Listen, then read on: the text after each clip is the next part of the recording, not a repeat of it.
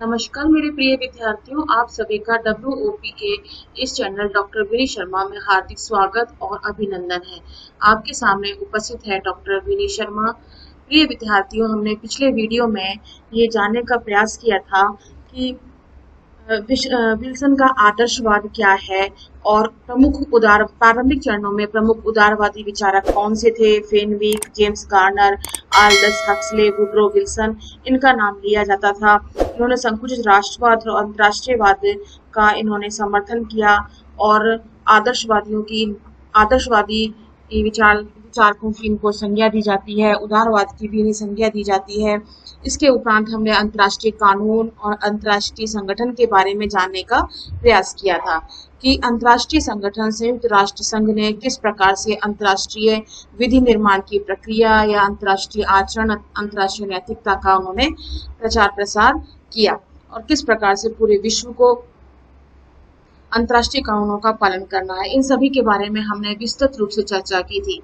प्रिय विद्यार्थियों, आज हम नव उदारवाद के बारे में जानने का प्रयास करेंगे। नव उदारवाद में अंतर्राष्ट्रीय संबंधों के अध्ययन में नव उदारवाद विचारधारा का यह मानना है कि एक देश का लक्ष्य दूसरे देशों से सापेक्ष लाभ के बजाय पूर्ण लाभ सुनिश्चित करना होता है या होना चाहिए। नव उदारवाद का संशोधित संस्करण है।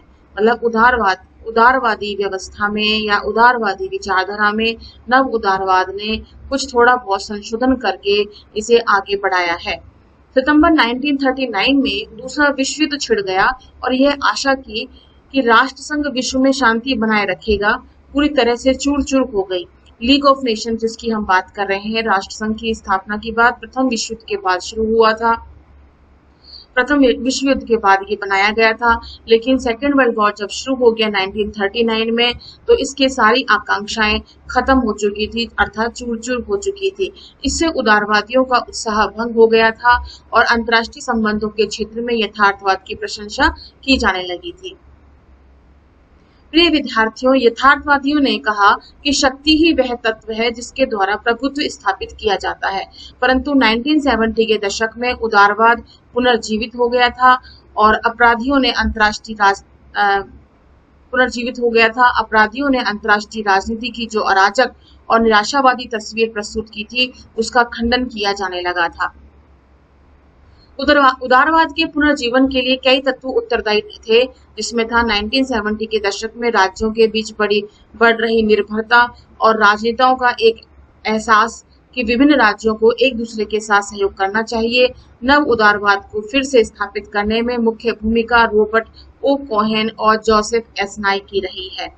तो प्रिय विद्यार्थियों, नव उदारवाद में सबसे प्रमुख स्थान किन विद्वानों का रहा है? रॉबर्ट ओ कोहेन और जोसेफ एस नाई का। यह आपको स्मरण करना होगा। 1970 में उन्होंने अपनी प्रकाशित एक प्रसिद्ध पुस्तक थी उनकी, शक्ति और परस्पर निर्भरता, पावर एंड इंटरडिपेंडेंस, में उन्होंने ये समझाने का प्रयास किया कि अंतर्राष्ट्रीय संगठनों के माध्यम से सभी विकट समस्याएं सुलझाई जा सकती हैं। जॉन जेरार्ड रूगी की गणना भी नव उदारवादियों में ही की जाती है। ग्रीको ने नव उदारवादियों द्वारा दी गई दलीलों को इस प्रकार से बताया है। मान लीजिए कि अंतर्राष्ट्रीय जगत में अराजकता या अव्यवस्था का बोलबाला है, जिसके कारण राज्य सरकारें आपसी सहयोग से कतराती हैं। फिर भी हम सहयोग की संभावनाओं से इनकार नहीं कर सकते हैं।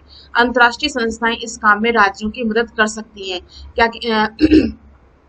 जॉन जेरार्ड रूगी का क्या कहना है? उनका यह कहना है कि अगर राज्य आपस में किसी प्रकार की हिचकिचाहट रखते हैं, सहयोग नहीं कर पाते हैं, लेकिन अंतर्राष्ट्रीय संस्थाएं इस प्रकार से आपस में तारतम्य बना के रखती हैं, सहयोगात्मक दृष्टिकोण बना के रखती हैं, जिनकी मदद से राज्य आपस में एक दूसरे को मदद कर सकते हैं। अर्थात अंतर्राष्ट्रीय संगठन जैसे कि यूएनओ, विश्व बैंक, अंतर्राष्ट्रीय मुद्रा कोष विभिन्न राष्ट्रों के बीच सहयोग और महत्वपूर्ण संबंधों को बढ़ावा देते हैं। प्रिय विद्यार्थियों, रॉबर्ट ओ कोहेन और जोसेफ एस नाई ने एक सिद्धांत प्रस्तुत किया जिसका नाम था जटिल परस्पर निर्भरता सिद्धांत। जटिल परस्पर निर्भरता सिद्धांत यथार्थवादियों के अनुसार विश्व राजनीति के प्रमुख कर्ताधर्ता सिर्फ राज्य हैं। मतलब यथार्थवादी कहते हैं कि विश्व राजनीति का प्रमुख कर्ताधर्ता, प्रमुख हीरो जो है वो सिर्फ राज्य ही है। वह अपने उद्देश्यों या हितों की पूर्ति एकमात्र सैनिक शक्ति और पराक्रम के माध्यम से ही करते हैं। परंतु रॉबर्ट कोहेन कहते हैं और जोसेफ नाई कहते हैं कि वो इस बात से इनकार करते हैं कि उन्होंने एक वैकल्पिक सिद्धांत प्रस्तुत किया है और उन्होंने इस सिद्धांत का नाम जटिल परस्पर निर्भरता सिद्धांत कहा है। उन्होंने यह नहीं कहा कि हिंसा या युद्ध के उपकरण समाप्त हो गए हैं, पर वे ये मानकर भी चलते हैं कि आधुनिक परिप्रेक्ष्य में सुरक्षा संबंधी मुद्दे उतने ही महत्वपूर्ण नहीं रह गए हैं जितने महत्वपूर्ण गैर सुरक्षा संबंधी प्रश्न बनते जा रहे हैं। इस प्रकार के प्रश्न मुख्य रूप से यह है कि वित्तीय और आर्थिक मामले तथा विश्व पर्यावरण संबंधी हमारी चिंताएं, इन मामलों में सभी राज्यों को एक दूसरे पर निर्भर होना पड़ता है, इसलिए राज्य सरकारों के बीच सहयोग की भावनाएं बढ़ गई हैं। जटिल परस्पर निर्भरता की प्रमुख विशेषताएं इस प्रकार से बताई है कोहेन और नाई ने। पहली विशेषता है विभिन्न समाजों को जोड़ने वाले बहुत से साधन हैं। विश्व के विभिन्न जनसमूह सिर्फ राज्य सरकारों के माध्यम से ही एक दूसरे से संबंधित नहीं है, कई और ऐसे साधन हैं जो राज्यों के बीच आपसी संबंध स्थापित करते हैं, जैसे कि विभिन्न देशों में शिक्षा शास्त्र, विश्वविद्यालय, विशेष जन, लेखक, बहुराष्ट्रीय बैंक, बहुराष्ट्रीय कंपनियां, ये सभी व्यक्ति या संगठन राज्यों के बीच सहयोग को बढ़ावा देते हैं। कोहेन और नाई का ये कहना है कि राज्यों में एक शक्ति ही, जिस प्रकार से यथार्थवादी बताते हैं, शक्ति और प्रभावी एक मेन बिंदु नहीं है। इसके अलावा भी हम विश्व समाजों में या राज्यों में और भी बहुत से मुद्दे हैं जिससे कि हम सहयोग बनाकर चल सकते हैं। विषय और मुद्दों के बीच श्रेणीबद्धता का अभाव। श्रेणीबद्धता का अर्थ है क्रम परंपरा, अर्थात किसी भी विषय को उच्च श्रेणी का मानना और किसी अन्य विषय को निम्न श्रेणी का मानना। राज्यों के बीच बहुत से रिश्ते नाते देखने को मिलते हैं। मुद्दे या विषय तो अनेक होते हैं, पर इनमें कोई श्रेणीबद्धता देखने को नहीं मिलती है। पर सैनिक सुरक्षा और वैदेशिक मामलों को सबसे प्रमुख मुद्दा मान लिया जाता है। कोहेन और नाई इस बात से सहमत नहीं है। उनके अनुसार घरेलू नीतियां, आर्थिक और सांस्कृतिक मामले किसी भी दृष्टि से विदेश नीति या सुरक्षा की तुलना में कम महत्वपूर्ण नहीं है। कोहेन और नाई कहते हैं कि सैनिक सुरक्षा और विदेशी मामलों के अलावा भी हमारे पास ऐसे बहुत सारे महत्वपूर्ण मुद्दे हैं जिसमें घरेलू नीतियों की बात बताई गई है, आर्थिक और सांस्कृतिक मामले बताए गए हैं जो कि उनसे कम महत्वपूर्ण नहीं है। इन मामलों को लेकर बहुत कम विवाद रहा है, अर्थात ये सब ऐसे विषय हैं जिनके बारे में अधिकांश देश एक दूसरे से सहयोग करने को तत्पर रहते हैं। परस्पर निर्भरता के कारण राज्य सरकारों द्वारा सैन्य शक्ति का इस्तेमाल नहीं होता। कोहेन और नाई ने कहा कि परस्पर निर्भरता का दायरा बढ़ जाने की वजह से सरकारों द्वारा एक दूसरे के विरुद्ध सैन्य शक्ति का इस्तेमाल नहीं होता। मतलब कहने का तात्पर्य यह है कि एक राष्ट्र का दूसरे राष्ट्र के साथ आपस में निर्भरता बढ़ जाना, परस्पर निर्भरता बढ़ जाने से यह विदित होता है कि हम एक दूसरे के साथ सैन्य शक्ति का इस्तेमाल ना करके हम आर्थिक और सामाजिक सहयोग पर अत्यधिक बल दें। राजनीतिक या सुरक्षा संबंधी समस्याओं के समाधान के लिए तो ये संभव है कि राज्यों को बल प्रयोग करना पड़े, पर आर्थिक मुद्दों को लेकर सैन्य शक्ति का उपयोग तर्कसंगत नहीं होगा। आर्थिक, सांस्कृतिक और पर्यावरण संबंधी मामलों में विभिन्न राज्य एक दूसरे से सहयोग करने को तैयार हैं।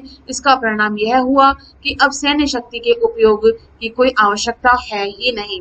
अर्थात कोहेन और नाई ये कहना चाहते हैं कि अब हमारे पास ऐसे बहुत से मुद्दे हो गए हैं, सहयोगात्मक मुद्दे बहुत से ऐसे हैं जिनमें हम एक राष्ट्र दूसरे राष्ट्र पर निर्भर रहता है, जैसे कि आर्थिक, सांस्कृतिक, पर्यावरण, ऐसे बहुत सारे मामले हमारे वैश्विक दृष्टि से उभर कर सामने आए हैं। इसलिए सैन्य शक्ति ही हमारे लिए कोई आवश्यक नहीं है, मात्र एक सैन्य शक्ति ही एक मुद्दा नहीं है।